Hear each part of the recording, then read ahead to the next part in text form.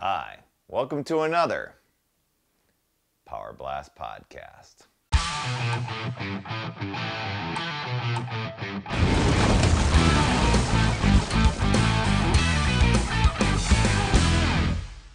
All right, before I get into the meat and potatoes of today's topic, I don't know when you're watching this podcast, but right now, as of this recording, it's Thanksgiving time. It's actually Black Friday.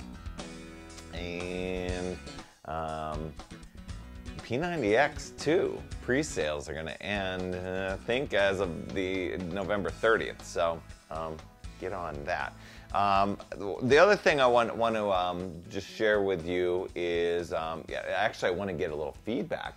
How are you using and how are you liking the P90X app that you can get for your iPhone from the iTunes store? I've got mine. Would love to have some conversations with you on how that's going, how the guided workouts are working for you, etc. Hillary and I are planning our vacation very soon. It'll be kind of nice to have. It'll be nice to have those available right there on the phone as we head to the resort gym. Hey, that's us. The other big news from probably a week or so ago, and I know many of you are out there shopping and getting ready for the season. Beachbody now has gift cards that you can get and give to people, and you can just check out the link here. This is the Christmas one that I've got a direct link to that. I mean, you can go over to the left category and click on gift cards and see the other varieties if the Christmas one doesn't appeal to you. But check them out. It's pretty cool that you can in a wide variety of amounts. So I thought it was pretty neat. All right. This topic is about cheating. Yeah, I'm gonna get all Dr. Phil on you now. Just the topic has come up a few times where people have talked about, is it okay to take a cheat day? Is it okay to have a cheat meal? And as I've gone through the years, I've just known. Times will come up where there's always the options, or there's something that's not in the ideal, P90X nutrition guide or whatever fitness program you're doing, nutrition guide.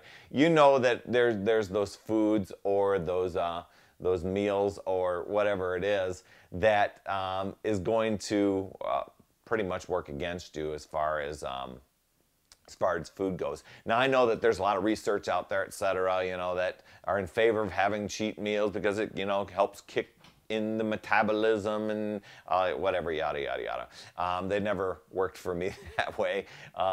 But I always kind of looked at cheat meals or, whatever it is. If you're going to have something, make it something really, really good. Something that is a big time favorite of yours. As opposed to just kind of mindlessly grabbing. So, I worked for a school district, and you'd go into the teacher lounge, and a lot of times people would bring in goodies. You wouldn't find me just kind of mindlessly grabbing, oh, I got to try that, oh, I got to try that.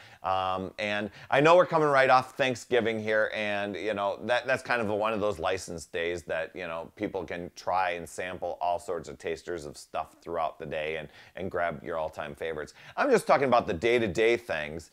As you're going through a workout program, you've got some major goals to get through.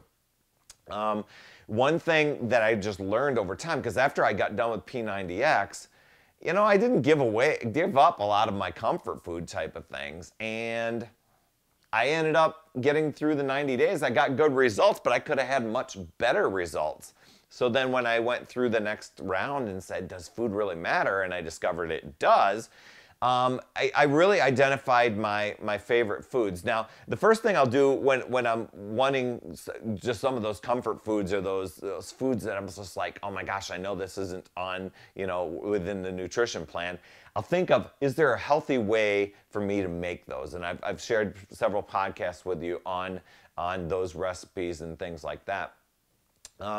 But When it comes to, having a cheat meal type of thing, I will actually plan for it. I'll look forward to it all week.